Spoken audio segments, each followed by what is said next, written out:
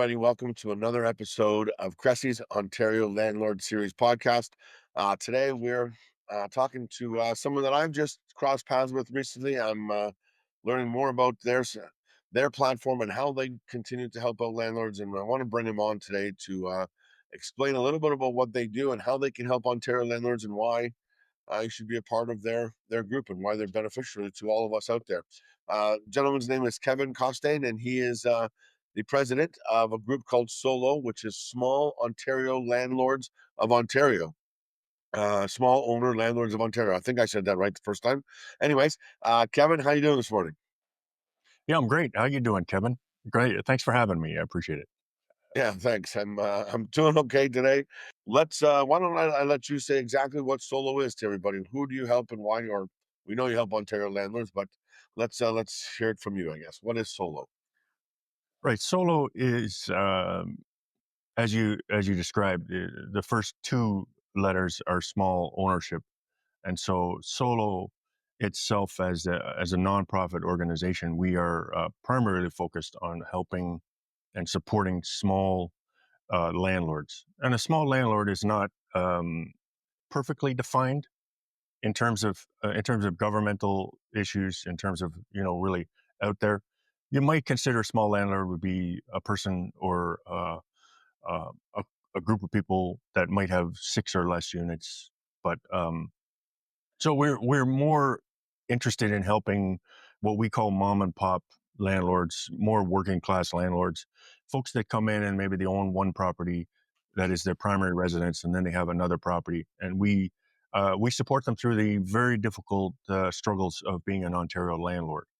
And so that's what we're primarily focused on.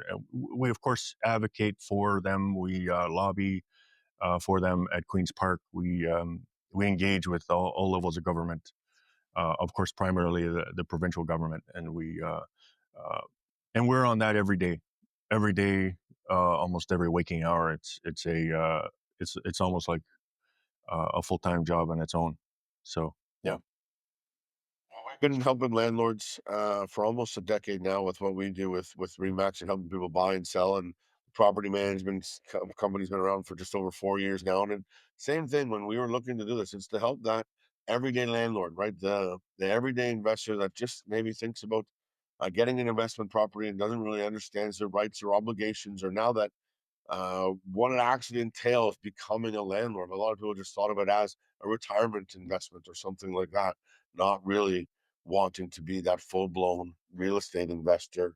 And they need some guidance and help and what it is to be a landlord. So that's a great thing. We're similar in that way for sure. So um, yeah. So with Solo, you guys do education, correct?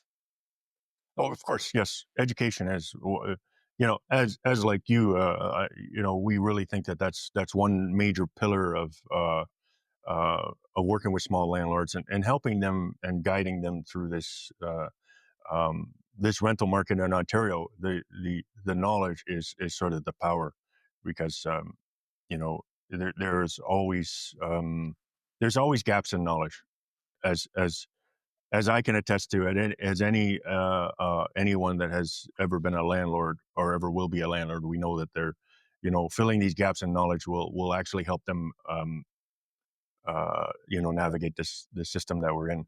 Just trying to educate landlords, or housing providers, as we might call them, or rental operators. Landlord is a bit of a loaded word in a way, but beyond the wording of it, it's the idea. We just want to help these folks, because in the market there is kind of it's a little bit, as you might guess, catered to the larger corporation that can sort of take a $50,000 hit and then carry on.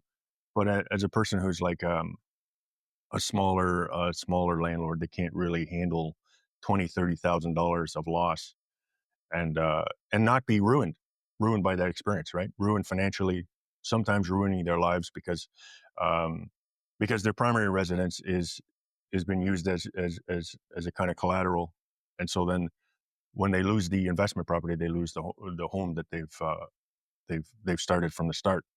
So there are a lot of dangerous challenges out there for small landlords, and we're here to help. Yeah.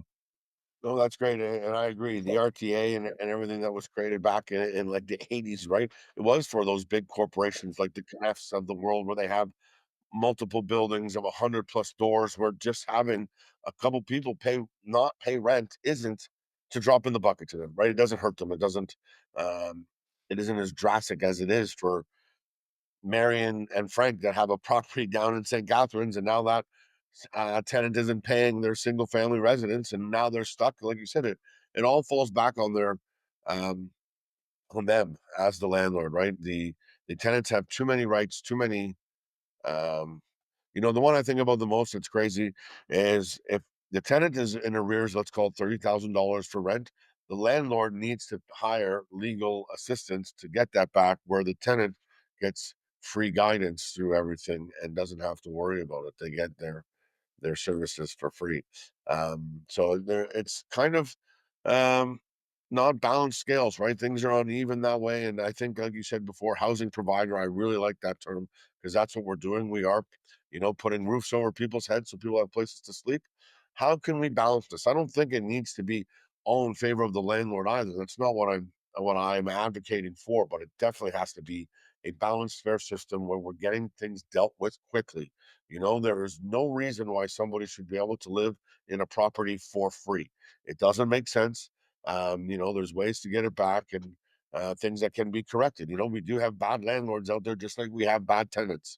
And it's too bad we can't put them all in one little area and make them deal with one another, but and let the good tenants and the good landlords work with one another. But it's got to be balanced and fair for both sides of the system here for everybody, landlords and tenants. So, Kevin, when you were first getting and started as an investor, obviously you are. From our conversations that we've had before, I know that there was something that happened that has led you into all of this with solo. So, why don't you let everybody know how it started, what happened, and why this is important to you as well? Yeah. So, you know, so many now know my story, and it's what drew me to all of this in the beginning. It's what drew me to solo for help, and then I sort of rose in the ranks in solo to finally becoming the chair of the organization. But this event is what really catalyzed everything for me, and uh, the essence of it is that I came across a tenant that was what we would call a professional tenant, or a tenant that is kind of a serial offender when it comes to not paying rent, or providing fraudulent documents and whatnot. So this person did all that. He fraudulently gained access to my property due to my some of my own mistakes, but obviously his own mistakes. He misrepresented a number of things. Became angry. Assault was in the mix. He started to destroy parts of the property. Really, really problematic, and it just this ultimately culminated in him starting a fire and destroying my house with a fire. And and then ultimately there was arson charges. There was all of that. There was like a 12-month rebuilding process. But the core of all of this, you kind of layer that fire and the destruction of my home on top of the fact that was a whole 16-month eviction ordeal. Like, the craziest part to me was that even after the fire, I had to wait 18 months to gain possession of my property. Or sorry, not 18 months, 8 months. So like the fire is in January, and I still did not get possession of my property until August. And this is the essence of our everyday justice, the system that we have to resolve disputes between tenants and landlords. It's slow moving. It's incomprehensibly incompetent, right? And so these kind of things are playing out every day, and landlords are being not even only them, tenants too have to wait several years sometimes to get a hearing. Um, and so this just lack of access to justice is incredibly destructive to the environment, to the market itself. When you talk about supply and demand, destructive to relationships because it creates things that are far more toxic and troublesome. And and I just think, my story there really sort of catalyzed this for me. It made me realize what was going on and that we have to do something to change this environment. We have a lot of ideas about changes, but yeah, that's the essence of the story. I turn to sort of telling my story to government, trying to tell the story to everybody, trying to get the word out, try to obviously talk about my tenant, but I also ended up writing a book about it. So I wrote a book, From Rent to Ruin, but it talks about the whole story. It talks about, what happened, uh, with the government, with the LTB, with police. Who strangely, police are a core component of a lot of this lack of justice because the police are not very well versed in landlord and tenant procedures, landlord and tenant law, RTA. So often police, and as in my case, they would come and they would say the classic line, "Oh, that's a civil matter," and then they take no action. When it's clearly, if it was any other situation or if it was any other property, it might be mischief or vandalism or some other charge, right? There are a lot of layers in this environment that has really sort of created this perfect storm where if you're uh, a small rental operator or a small housing provider, you could likely see a good 8 to 12 months of waiting while the tenant lives in your property for free, and you pay utilities, you pay for any maintenance during this time, and of course you know, you're you're paying they're paying no rent, and they get away with it in essence, right? There's no penalty to it. It takes way too long for that to get resolved. It shouldn't take that long. Things should be moved along faster. Um, the comment you made about police not understanding that, I think that's very interesting, and it's definitely correct as well. Stonegate Legal Services, who's a paralegal that we've been aligned with for over 5 years now, they help out all of our landlords with guidance and advice. And Rob Delisi has been on our podcast here several times to speak about different topics. They are actually going to police stations as well and doing a presentation now to help inform and educate police. So it's interesting that you say that because I know that they are doing that as well as a group. So Yeah, it's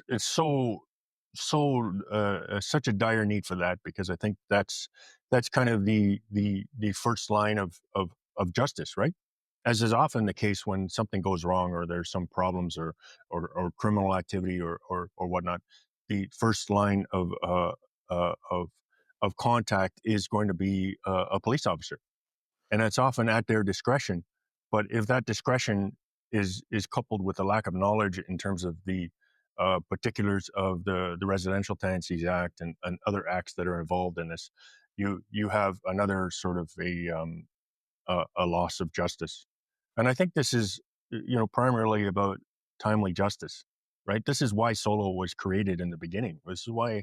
Now I wasn't one of the founders, but 5 years ago, almost now, we Solo was created because of just a lack of access to timely justice. it's great to have a little support group out there in the system. I know that you guys have a membership or a community that is there for everybody. And what else do you guys do for Ontario Landlords? We talked about education. Do you guys have like a networking event or anything like that where people can get together, or is it all online?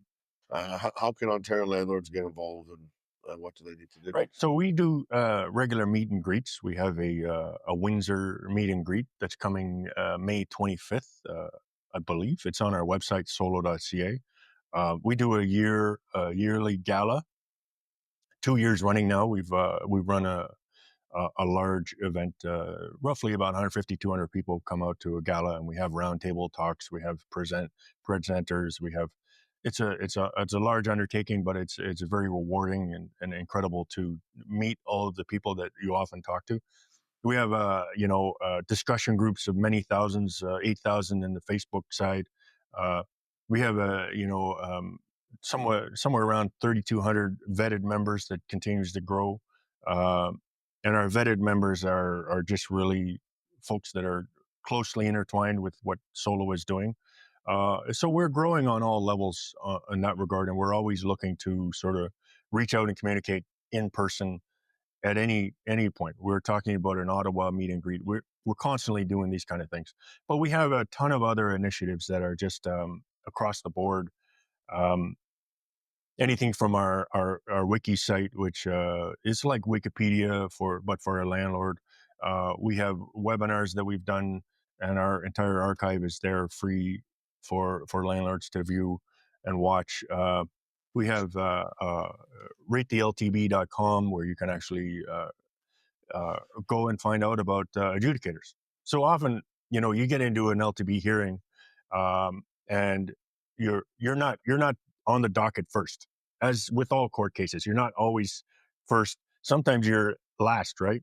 So you're waiting like 3 hours, 4 hours, 5 hours, and with that time, uh, often our landlords will go to ratetheltb.com and then just look up more about the adjudicator that they're about to work with.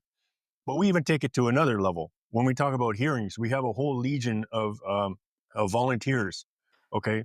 And they watch hearings and they record details about hearings. And they record who the adjudicator is.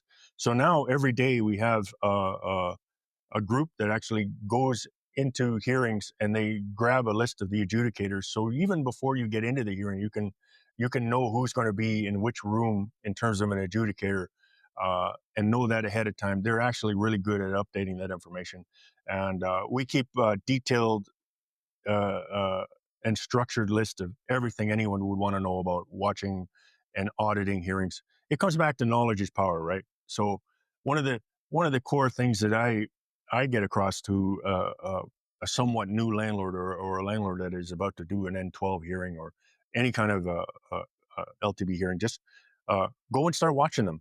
Go start seeing how this plays out. Go start looking at what kind of questions the adjudicator asks. Go start seeing what kind of varied responses that adjudicators have, depending on a one or the other, depending on whether they had their coffee in the morning.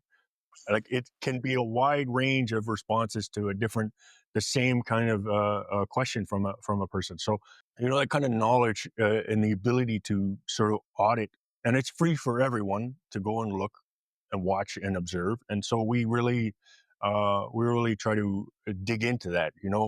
Like if you look at the kind of resources we have, it's just like literally anything you could ever want to know about watching an LTB hearing. We have chronicled all of it, right? So, uh, and those are the core public initiatives, but in the background, we're directly working with landlords on all sorts of things. We have been working to build fraud investigations and criminal charges against tenants that are serial professional tenants. We have work with many landlords in terms of directly helping them with evictions, directly helping them with other issues. We can't provide direct legal advice. We're not paralegals, of course. We're volunteers, but the whole idea is that we try to provide our knowledge and experience of things that we've gone through, and we do direct outreach every day to landlords. That's our core mission. We have a phone number on our website, solo.ca. You call, you get a person that kind of starts. That's where I started. You know, my tenant was destroying my home, and I called that number, and I started to talk to somebody at Solo, and then they helped me. They set me right. They said, do this, do this. This is the way to deal with that. This is, you walk into the police station and you demand to leave a statement. That's literally what Varun, one of the board members at Solo, said to me over the phone right in the very beginning. And that kicked off everything for me in terms of understanding that, maybe I wasn't completely powerless. Because I think that's what happens for a landlord in this situation, is that without any support, there is landlordselfhelp.com, and they do provide some support funded by the government. That's good. A lot of landlords don't know about them, but that's something. But on the respective, like legal services and other types of supports, there is literally almost nothing. And so if you're a housing provider that is going through it and going through difficulties and urgent ones, you have no savings, you're about to lose your home, things like this are happening. You almost feel like you're completely helpless, right? And it's important to let them know that they're not helpless, that there are people out there that will try to help and will do what they can. And even if it is just we listen. We sometimes listen. They call, they cry, they're crying, they're distraught, they're exhausted, and we try to listen. We do our best anyway. So I love that, and I think that's true. Sometimes it is just the support, the understanding that they're not alone, that there is other people that have been through something similar, and that there's light at the end of the tunnel and a way to get through that tunnel. Uh, I love solo. I think it's a great little concept. I'm glad that we've crossed paths, and I look forward to continuing to collaborate with you and solo, and making sure that we can continue to educate and inform landlords out there in Ontario. But I think this has been a nice little chat about what solo is, how they can help, so landlords understand that, guys. If you just need somewhere to turn to, this is a great start for you individual landlords out there. There is a group of us that are here to advocate and support and make sure that you're understanding what your options are. Because a lot of times we think that it's just option A is all I have, but really there's B and C. Sadly, sometimes you may not like option A, B, or C, but at least there are three options, and we can figure out what one ends up making the most amount of sense for you. So please reach out with any questions, concerns, with anybody that can help or point you in the right direction, either myself here with Cressy, or reach out to Solo as well, so that we can make sure that you are understanding what your options are to move forward the best way possible. Kevin, is there anything that you want to exit on, a last little tip or note or anything out there for our Ontario landlords? right, just to point out that you can find us at solo.ca. That's our website. The phone number is there prominently on the website. There is an email you can email if you want. Um, you can find us solo.ca/contact, where you can contact us. There's even an urgent contact form that you can help us understand what's going on an urgent basis. And yeah, just reach out, join the movement. For the most part, we need every homeowner uh, slash rental provider slash housing provider slash landlord. We need everyone to get involved and put our energy and time behind changing this environment, so it's fair for everybody, and it will provide not only a healthier market, obviously lower rents economically, but it will provide timely justice for everyone, which is so dire, so sorely needed right now. Yeah. No, I agree. Power in numbers. Uh, Things are going to change. It's not going to be quick and easy. I know that for sure. But the Ontario government will soon realize that we can do things a little bit faster, a little bit better, and make things a little bit more balanced for both sides of this equation. Anyways, thanks so much for listening today, Kevin. Thanks so much for joining us. Remember that's Thank you. solo.ca to reach out to them. Small ownership landlords of Ontario. Uh, Enjoy the rest of your day, and thanks for listening. Bye for now. Thanks so much. Please remember, while we are professionals, this podcast is for informational and entertainment purposes only. The advice shared may not apply to your unique situation. Always seek personalized advice from a qualified professional before making any investment decisions. Hey, everybody. Thanks so much for joining us this week. I hope you enjoyed the episode. If you're finding it informative and useful, make sure to like, subscribe, share with a friend so that we can keep getting the information out there to Ontario landlords. And keep on joining us. We'll see you next time.